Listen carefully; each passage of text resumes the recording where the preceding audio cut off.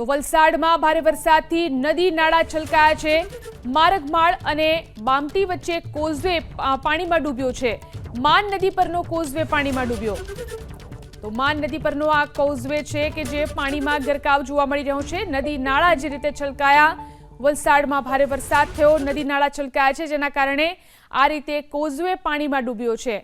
મારગમાળ અને બામતી વચ્ચેનો આ કોઝવે છે કે જે પાણીમાં ગરકાવ થયો છે। માન નદી પરનો આ કોઝવે પાણીમાં ડૂબેલો જોવા મળી રહ્યો છે।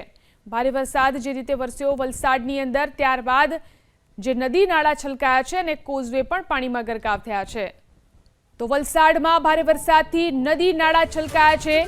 મારગમાળ અને બામતી વચ્ચે કોઝવે પાણીમાં ડૂબ્યો છે। માન નદી પરનો કોઝવે પાણીમાં ડૂબ્યો।